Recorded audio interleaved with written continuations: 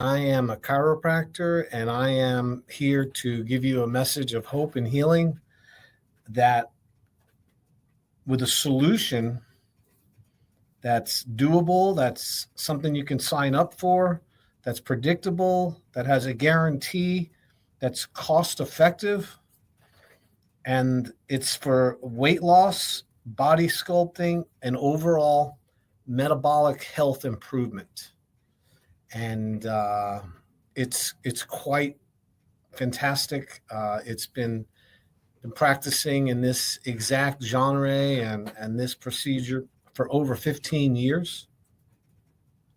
We've had successfully treated over 7,000 clients right here in the Stuart, Florida area. We're located on East Ocean Boulevard, right across the street from the Fresh Market, next to Carmela's Pizza. Used to be the Haagen-Dazs for you locals, and today it's now called Dr. Tread's Slim Body Laser Spa. And we're actually going to be rebranding this next month or so. It's going to be called Dr. Tread's Laser Weight Loss and Rejuvenation. So it is something that is very unique to this area. You know, what I'm doing with these red light FDA cleared devices to help accelerate weight loss, to help improve how you look, to basically melt away stubborn fat deposits, and without any diet or exercise really necessary. I mean, you have to eat clean and you need to be common sense, but most of you out there have figured that out. It's just that you're not getting any results on how you look when you look at yourself in the mirror, how your pants fit, and overall maybe your weight is changing, but you're not being healthier at the same time. So there's a lot of misconceptions about what you should do to lose weight. And is it really all about the scale? You know, what the weight says, that you lost 10 pounds or 20 pounds? And I could tell you that that's only a little part of it. There's a lot more involved when it comes to losing weight and wanting to be healthier, that most doctors and most, programs and, food delivery services and health coaching, although the coaches are a little better because they are not so restricted to their products, they can actually get out and make other recommendations that make more sense. And your real factor, the real proof that you're healthier is a few things that I'm going to go over here today. And I want you to please remember this, because this is really, really critically important that you know where to focus your energy and where you should focus your time and your money. Because let's face it, if you've been neglecting your health for a long time and you've been waiting to bust a move, and like they say, bust or move, and you've been waiting and waiting, and now you're in your 50s or 60s, the game has changed for you. What used to be so easy, what used to be, cutting a few calories, going for some walks, and you could lose that weight and tone down and have muscle tone. It changes drastically once you're over 50 years old. The whole process changes. What you need to do, the types of foods you should eat, how often, the importance of exercise. Should you get into resistance training, or is it okay just to keep jumping up and down running? It's very complicated and confusing, because the same effort, I like to use it as a almost like a get out of jail card. You play your Monopoly game and you get that get out of jail card, and even if you screwed up and you were somebody who should be in jail, you got that card, you get right out. Well, that's the gift of youth right now. And if you're listening to this program, you're probably over 40 or 50 years old. Most of our listeners are older. And you don't have to tell them how much things have changed when it comes to food they eat, how much, what works, what doesn't, what makes them feel better, what they enjoy, things they're not willing to give up, habits that are entrenched in their habits and their past. And and then of course there's so much misinformation, and I don't want to say misinformation because I don't like that word. There's a lot of people giving you advice that only treats one little part of a person's problem, one avenue, one issue. And gosh darn it, we're very complex human beings. We eat foods, we need to exercise, we need sleep, we need sunlight, we need to ground, to touch the earth. We need the right nutrients. We need the right amount of we need to cut out the radiation from our life, all the electromagnetic radiation devices, the modems and the blue screens. There's so much we're starting to learn about what it is to really be healthy, that if the only tool you have is the scale, when you get up in the morning and you look at that scale and you say, wow, I'm holding my weight, or maybe I've lost weight, but you might have done it unhealthy, ways that are unhealthy, like starving. Although starving is not so bad because we call that fasting, and fasting is a great tool. But skipping meals, eating little bits every day, never, making sure that you have breakfast every morning, never letting your blood sugar drop too much by eating periodically every 2 or 3 or 4 hours. We used to teach that. And today, the statistics and the science is clear that if you don't go a certain amount of time without eating any food, if you don't go into like a caloric deficient state, which we call fasting, at least every week, you're going to accumulate too much body fat in the form of carbohydrates and in the form of jacking up your insulin levels. And most people are suffering from what we call hyperinsulinemia, too much body fat, but they've never ever trained their body how to burn body fat. So, fat is a gift from our maker to get us through times when we have no food. And your ancestors used to call it winter, right? And if you're lucky enough to make it through winter without starving to death, now 10,000 years ago, 20,000, most of our human population starved to death because they didn't have enough fat when the winter came. And hear me out on this. If you're fortunate enough to make it through the last winter and still have body fat, that stuff is precious and valuable to your overall wellness and your ability to survive. Because if it wasn't for technological advancements and industrialization and factory farms and the ability to keep things cold and the ability to heat things up, and we live in a food scarce environment, really. The earth, before we decided to make food a business model, it was hard to find food. Your ancestors spent most of their day looking and searching for food and for cleaning water and then making sure that you had that.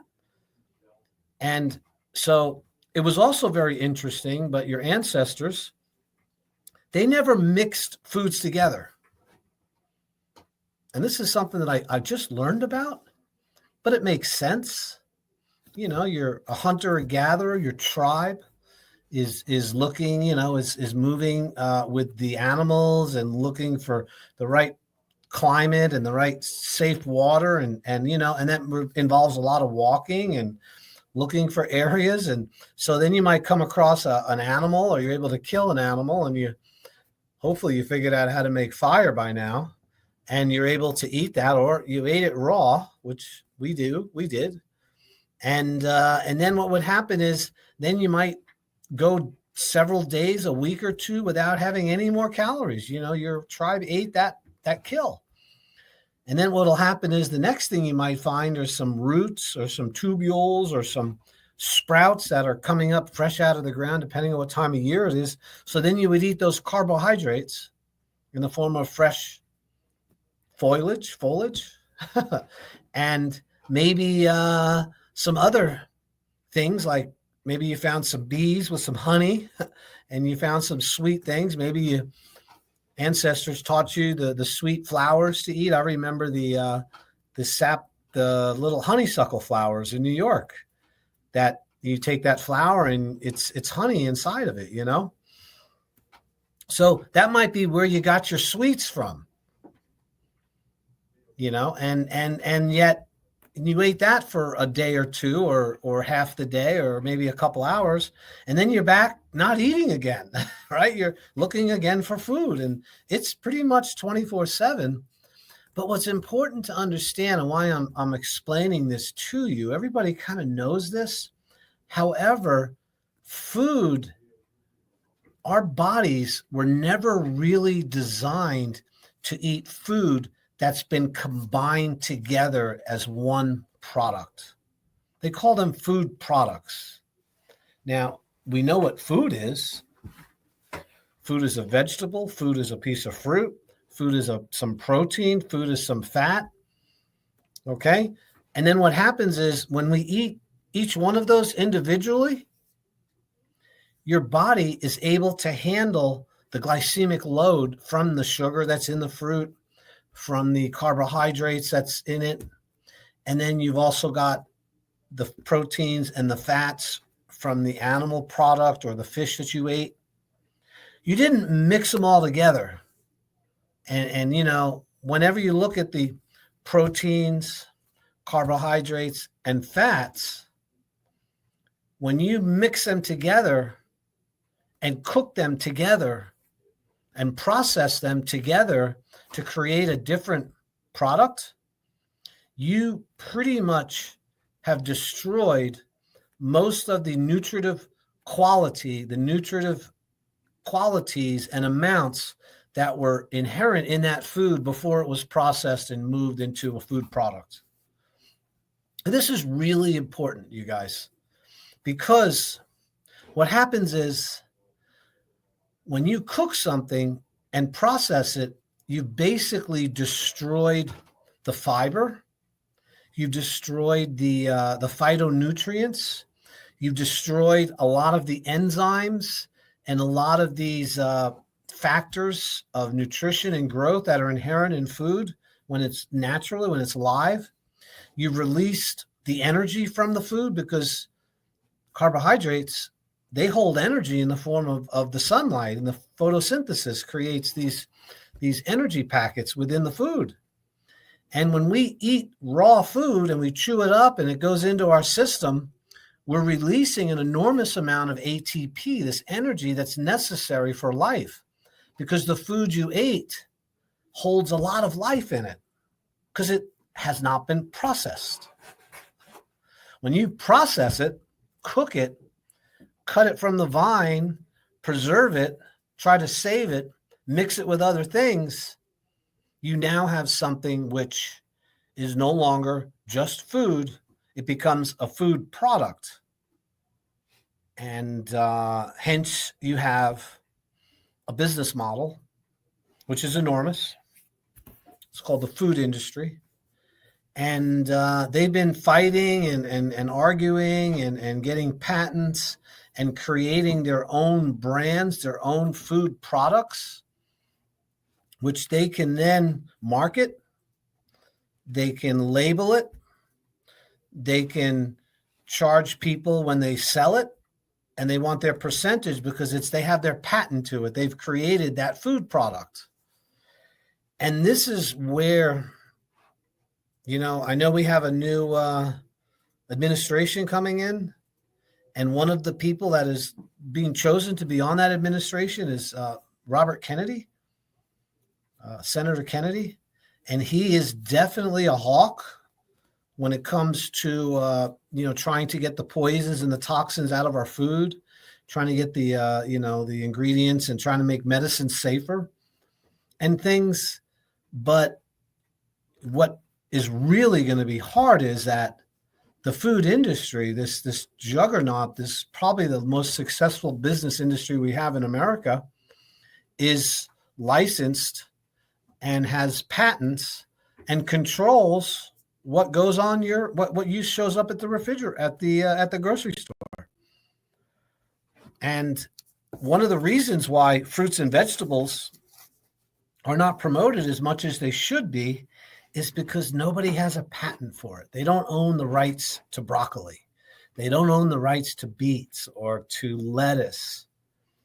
So anything that they own the rights to is where they make their money. And I think it's going to be a lot harder than people realize to clean up the food industry in America, because there's so many people that are employed by this industry, from the trucks that drive it around to the ads that go on the Super Bowl to make you buy Doritos, nacho cheese, and to Cheez-Its and Whizzes, and, just it's a conga line of garbage. Yet it's been so promoted and so pushed and so available and made so cheaply that to take it away, if you don't understand how toxic it is, you're going to have a lot of pushback against that. So step number 1, eat clean, man.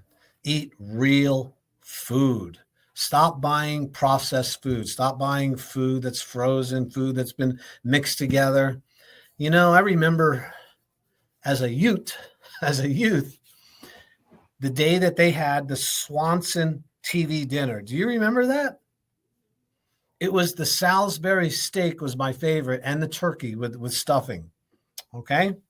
Now, when these TV dinners came around, they were put in a piece of tin so you could heat it up in the oven, not in a microwave. Microwaves destroy the quality and the nutrition in food, by the way. Microwaves destroy the nutritive quality that's inherent in foods when you overheat them, by the way.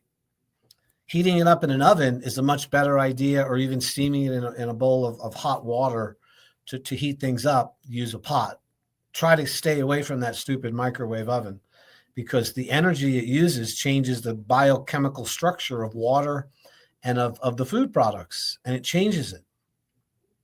So you put that TV dinner in, it's got a little tin foil on it, you crack it and you put it under the oven, and it's frozen, and it starts to thaw out, and basically you eat it. Now, that was the beginning of processed food for the most part, in my opinion, when it first started coming out more available.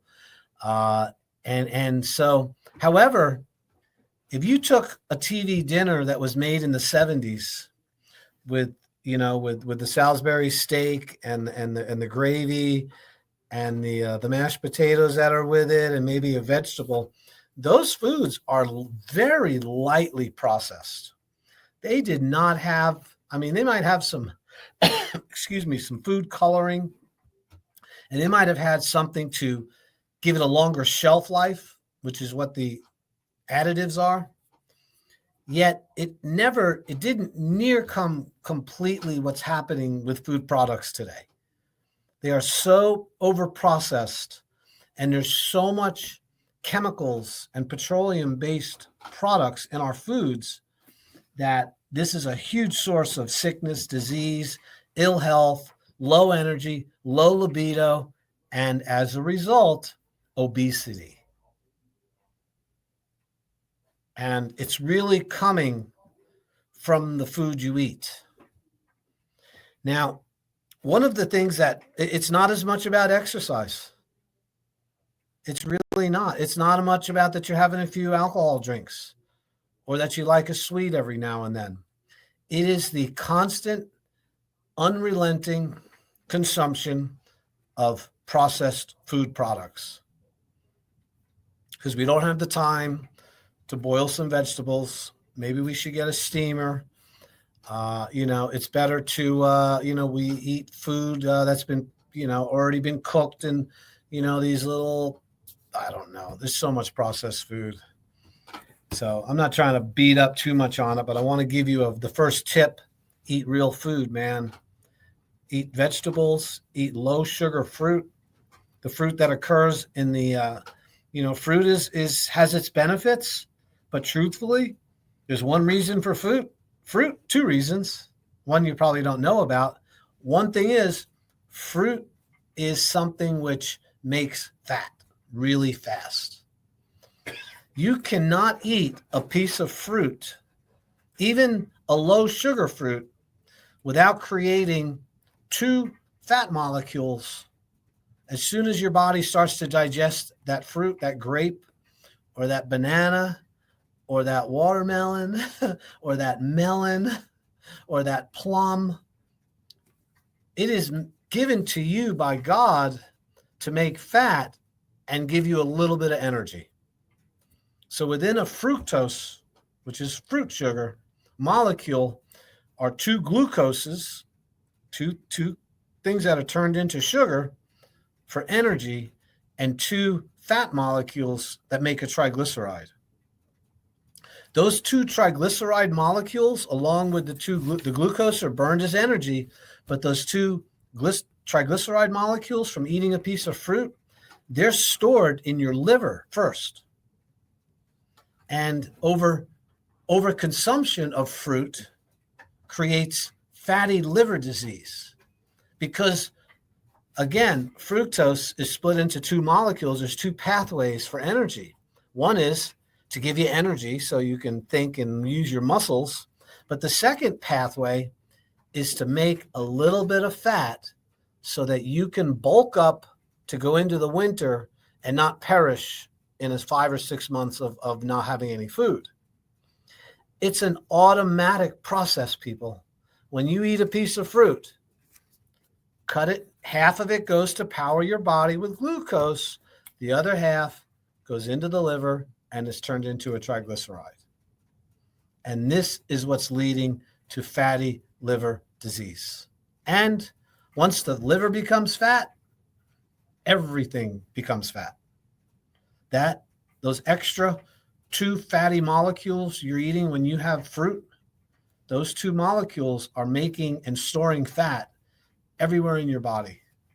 And since you're never, ever not eating more, you're eating, you've never gone a whole day without eating, you've never burned any of that fat because you have to go 24 hours without eating any food to burn through the glucose, which is stored by the body in the form of glycogen.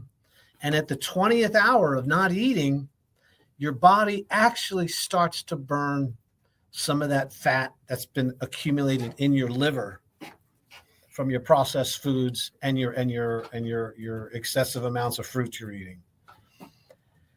So if you go a second day without eating any food, without eating any calories at all, the next, 24 hours, you haven't eaten. Now you're going into 48 hours. That whole 48 hours is your body starting to burn stored fat, not glucose, not carbohydrates, because you burn through them in the first day of not eating. You burn through all those calories. You burn through the glycogen. Now, if you have one morsel of carbohydrate in the middle of this 1 to 2 days of not eating, if you have like a couple peanuts, or you instantly are going to start making glycogen again. You're going to put this whole system back, to the beginning by eating one carbohydrate meal, because you're going to make fat again. You're not going to make fat. You're going to make glucose that's going to go into the liver and store it in the liver. I didn't know this until about 2 or 3 years ago. Was I starting to understand exactly why we're so fat? And the truth is, most people, not most, 90% of our entire population is completely carbohydrate addicted, carbohydrate dependent. And that means to feel better, they need carbs.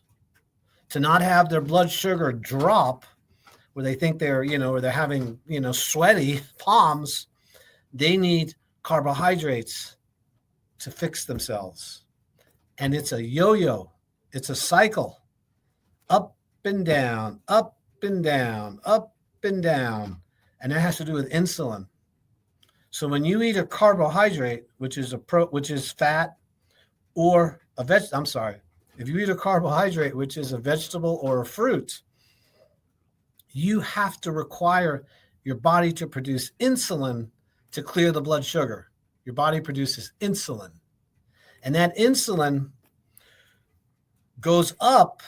It's as high as the amount of blood sugar you eat. So if you have something which is low in sugar, such as it's not a lot low. Let's say an apple slice, or maybe a tart cherry, or something which is low in sugar, you're not going to get the same insulin spike that you would if you had something which was like a soda or a Snickers bar or a piece of candy or a muffin, like one of these organic muffins full of sugar.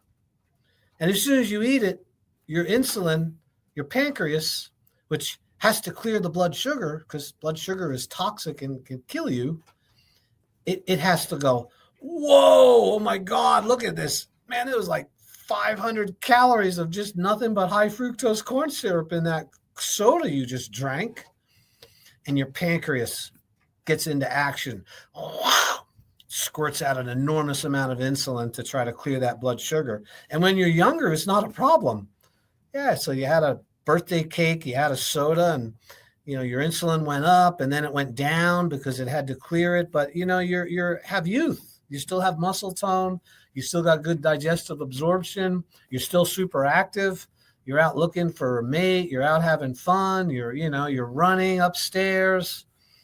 All these things are productive. So you don't realize that the sugar you're eating is really over time making you sick. And it is. And then you start getting older and you're not exercising as much. You're not as active as you used to be. You don't have the same amount of perfusion. Your blood supply maybe isn't getting to all the organs and tissues like it used to. You become much more rigid in your choices with food. You don't want to try other things. You don't believe in supplementation because they don't want to, somebody's trying to sell you vitamins you don't think you need. And what happens is that carbohydrates that you stored in your body fat, you still got them. They're not out of your body yet. Your body does not release fatty calories until you go into starvation, you guys. It is a protective mechanism that makes sure that if we were to run out of food in the world, you'd have a chance of surviving until either the next year or food comes back. And your body does that with fat. And since most of you are never going more than 24 hours without eating, you've never skipped a day in your life. You are carbohydrate dependent, and you have to eat to feel better. You're going to be going in getting energy drinks when you go to get gas. You're going to need something. You'll go past those poppets, I call them, little snack tray. You need a little sugar here. You got a little some used to be Wrigley's gum, something to get that little sugar pop. And then you can't imagine of going without eating more than a day. So fasting is a powerful, powerful tool to help people to reset your metabolism, to reorient your relationship with food in a positive way. I just can't say enough for it. If you're interested in learning more about fasting and you need help with it, I do offer fasting programs now in my office, unrelated to the laser spa. Cost is about $300 for me to sit down with you and go through your history and do your body fat percentage and see where you're at. And then I can give you the suggestions on fasting. Some people, before they decide to fast, you'll need to get some blood work, because if you have metabolic syndrome, if you're on medications for high blood pressure, high triglyceride, cholesterol, statins, if you're on metformin, glipizide, and you're lowering your blood sugar artificially using drugs, If you've ever had a history of cancer, you want to make sure that your blood work and your metabolism is okay to be able to handle a day or two without eating. Now, I believe you can, 99% of the world, because that's how we were designed to live. However, we become so sickened and so full of carbohydrate dependent metabolism that your body doesn't really know how to burn fat anymore. It's stopped burning fat because you've never challenged it. And to get you back into what we call being fat adapted, sometimes it takes time to do that.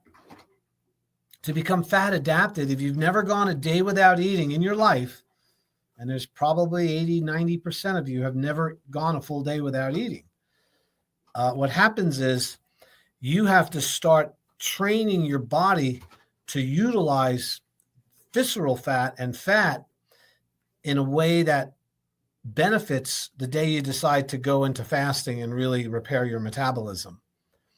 And that's why people do this thing called intermittent fasting. Now, intermittent fasting simply means eating one time every 24 hours. And so what most people do for intermittent fasting is they only eat from 4 o'clock to 8 o'clock once a day. So after 8, no food.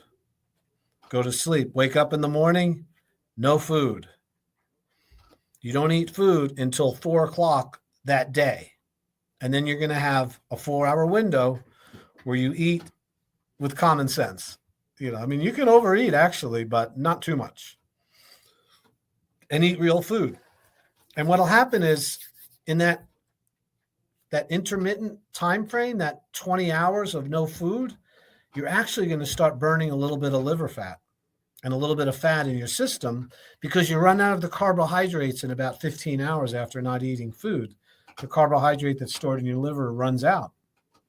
And your body needs calories, so it becomes very efficient and it starts finding calories from fat. And then when you decide to go back to eating again, you're going to eat a keto diet. You're not going to eat a normal diet. Carbohydrates are killing you. You better come to terms with that. Most of you are dying from too many carbs. So it behooves you to learn that and start increasing your proteins and your healthy fats and eating something called a keto diet so you can maintain ketones, which is the body's favorite choice of energy are ketones, not glucose. Glucose is instantaneous. I got to run. I got to get out of here. The house is on fire. There's a shooter outside. We got to run. I got to get away from the animal. Glucose is king in that, buddy. Let me tell you, nothing's going to get you out of that like glucose does. It feeds the brain and it feeds the muscles. Ketones are fat. Fat's a very different molecule, which is only utilized when you run out of glucose. You don't burn fat if you just skip a meal every now and then. In fact, you're making your body sicker. If you want to burn fat and be sure you're burning fat, you got to go more than 20 hours without eating, guys. Now, a lot of this doesn't mean much to somebody under 50 years old, 20s, 30s, 40s, early 50s. Probably they're not as desperately in trouble metabolically, but something really happens at 50 to 60 years old in humanity where all of these bad habits, these improper choices, these things you thought you could do and get away with, all of a sudden, the chickens come home to roost. And this is where you see people being put on medications. This is where you see people having problems with sexual function. These are the people that are losing hair very quickly. These are the people that are looking older than they should. And these are the people you see showing up at these, with the Ozempic hanging out of their arms, getting shots and injections because they can't change their metabolism. Their body fat's too high. and they've done everything. They think they've done everything, but they've never gone without eating. And now they're on Ozempic, which is not a good idea. It's an idea, it's out there, and a lot of people will tell you it's okay, but I'm telling you, you're talking about metabolism here. You're talking about the interface between your diet, your gut, and your body's ability to take in calories and nutrition from its environment. Ozempic, GLP-1s interfere with that interface. They shut off the system. They shut it down. If your nuclear reactor was overreacting, it was running too fast, and you would shut it down. And Ozempic and GLP-1s are shutting down your digestive tract using a peptide, which is really a protein that your body produces naturally when you need to shut down the digestion. There are situations in your life when your digestion needs to slow down and needs to shut off. And GLP-1 is the peptide which the body makes naturally to do that. There's also a peptide, which is the sister of GLP-1, and this peptide speeds up your digestion. There are times when your digestion will need to move faster. And a great example is you eat a bad clam. You're at the seafood bar. It was Sunday, and they left the clams out a little too long, and 2 or 3 of them got warm, and some bacteria formed, and you ate it. I hope to God you're not on GLP-1 when you eat it, because your digestive tract is semi-paralyzed from that drug. I hope that your body is functioning normally, because that rotten clam that you just put into your belly needs to come out very quickly. And that's the flip side of the GLP-1, is the one which speeds things up, and you need that. Yet, because the GLP-1 is being given to you, not because you really need it, it's being used to try to stop you from eating, to make you feel full longer, to slow down the movement of food through your body. At what price is that? Do you pay for that? The latest one right now is that GLP-1s are being used to treat opiate addiction and alcoholism. There's studies that have been shown, peer-reviewed, double-blind controlled studies that show that people that take GLP-1 agonists or on Ozempic are less likely to become addicted to opiates and to abuse they're more less likely to abuse alcohol. Because why? Because they can't eat. Their body their digestive tract has stopped working. It's slowed down to such a point that they can't even process a drink. And the opiates, they have a time frame when you eat an opiate to where it's produced and it's metabolized by the liver in the body. And what happens is, with the GLP-1, it affects that ability to clear that out of the body. So people they can't take as much because it's staying high in their system. Now, if you're a normal human, which maybe is 70% of the world, this is probably not much of a problem for you. But if you're somebody who drinks alcoholically, who's going to drink regardless, or if you're an opiate addicted person who doesn't believe that they need less, and now you're compounding the problem with a digestive malady to stop the clearance of the opiate, and now you're still taking the opiates, think how risky that would be. Your body clears out these toxins through the liver, and it's called a half-life.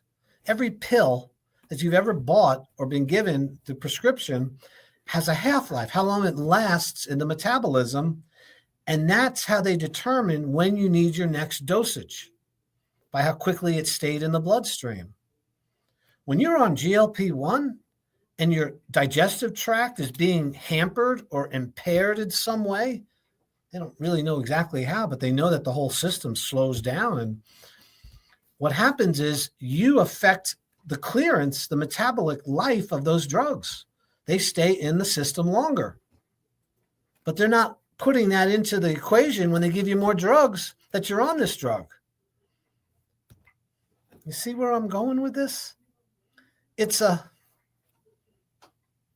don't want to use the word, but you can put an S in front of storm and you know where I'm going with this.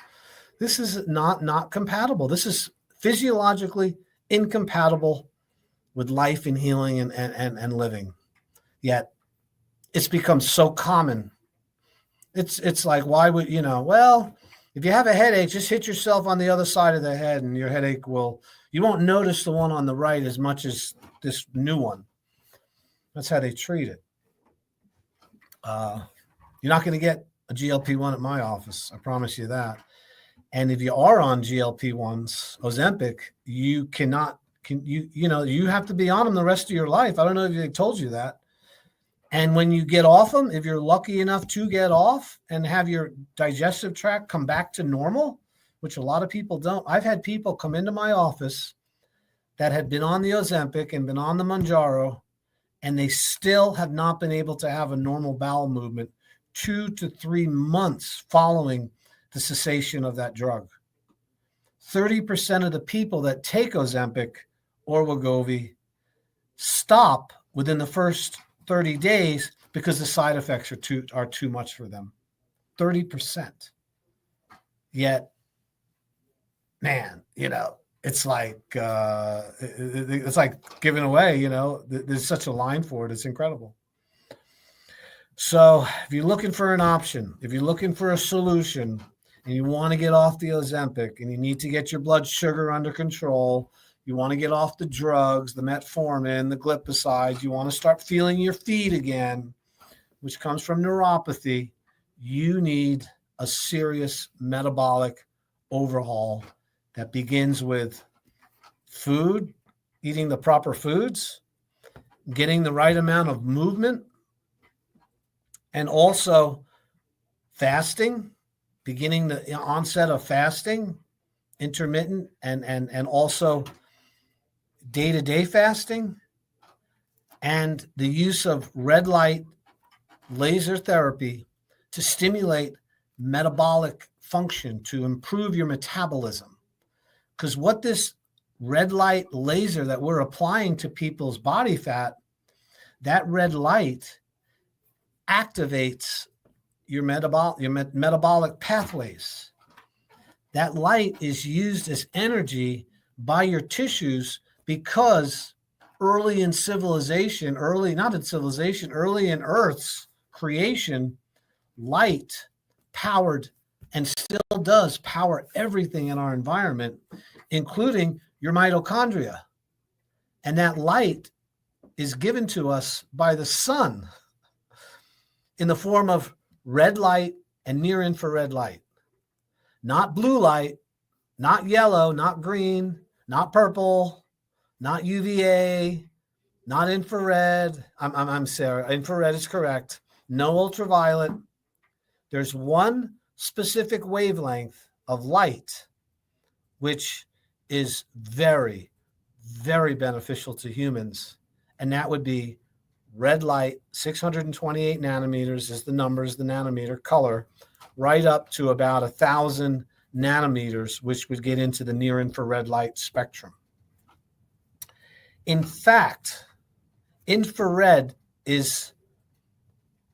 has been omitted and has been screened out of all of our lighting fixtures today. I'm sitting here in front of an incandescent light bulb. This is a full spectrum light I'm looking at. Full spectrum means it has all the wavelengths that sunlight has. Full spectrum. It's got the yellows, the blues, the purples. It's got the red. It's got the near infrared. It's got the UVA, UV. It's full spectrum. And what these crazy eco whack jobs have done to try to preserve energy and stop global warming, right? They decided to remove the spectrum, the color that creates heat in light bulbs. Right. So a full spectrum light, you can feel the heat when you put your hand under it, you feel the heat. When you take an LED, by the way, the Japanese scientists that discovered the LED won the Nobel Peace Prize for it. This was like revolutionizing lighting.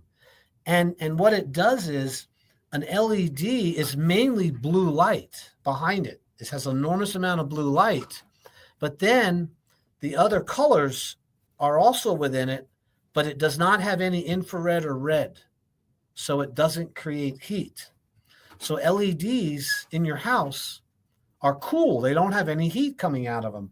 And you say to yourself, well, that's good. I don't want to waste electricity and generating heat. It makes my house hot. And my air conditioner has to work harder. Well, guess what there, Jocko, super professor? You've just screened out the most beneficial wavelength to your whole body that starts your clocks, that produces immunities, that lowers blood sugar, that helps you sleep, that helps you wake up with melatonin and cortisol. This is all controlled by light, you people. All controlled by light, not LED light, infrared and red light. So this is, these are some new ideas, things you probably never heard of. Mark my word, in another 10 years, this will be shown as probably the biggest cause of metabolic syndrome, of diabetes, of high blood pressure, of high cholesterol, of dementia, of Alzheimer's, is the fact that we are being starved and not getting a proper amount of dosage of infrared and near infrared light. The studies are mind-blowing. How many studies are out there showing that 10 minutes a day in the morning facing the sun, the first 2 hours, super beneficial. Now, the sun, as it gets higher in the atmosphere, 11 o'clock, 12 o'clock, 2, 3, 4, that's blue light. And blue light has been shown to raise blood sugar. It jacks it up. Blue light creates stress response. It's high energy light. And we want to limit the amount of blue light we get. But that doesn't mean the whole sunlight is bad, because it's not. Every morning, you want to know where Dr. Tread is? 7 in the morning, I'm sitting facing the sun, shirt off, sitting back, just relaxing with my eyes closed. I let that sunlight go in, starts my circadian rhythms, helps my metabolism, lowers my blood sugar. And that's what I practice at the Slim Body Laser Spa. If you want to come in and get your mind filled with a lot of new information, find out why we're making such a dent on metabolic syndrome. I have off of all of my metabolic syndrome drugs. I haven't taken any metformin, no glipizide. They were putting me on insulin, for crying out loud. And I lost weight. I exercised. I cleaned up my diet for the most part. I still couldn't reverse it.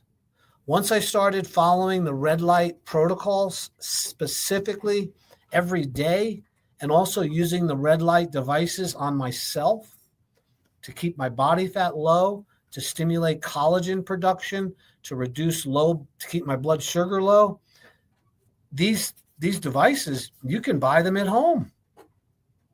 But, you want to get a little knowledge, because there's a lot of charlatans out there too selling LEDs that have no benefit at all.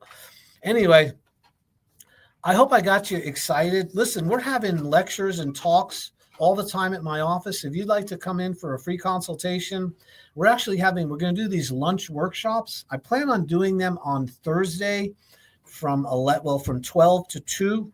So from 12 to 2, we're having some presentations on red light, on fasting. And at the end of it all, we're going to have a little lunch served by Carmela's.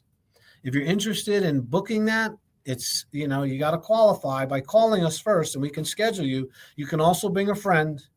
And that's going to be our latest push every single Thursday From 12 o'clock to 2 is going to be the lunch workshop, and it's open to people. You can come one time, our cost, our fee, and you can't do it twice because otherwise you'd be there for lunch all the time. Anyway, we love you. We appreciate you all and everyone that's been listening and following me online. I hope that I hope I didn't ramble too much. I have a lot of stuff. I got pages of stuff here that I should be reading. I didn't look at any of it, okay, you guys? This comes from my heart. It's Dr. Tread's Slim Body Laser Spa, 772-223-5885. Just go to Dr. Tread on your Siri and hit it and say, Dr. Tread Slim Body. It'll give us our number. Come on down. We're on East Ocean, right across from the Fresh Market. I will see you next week. God bless. And remember, get your light in the morning.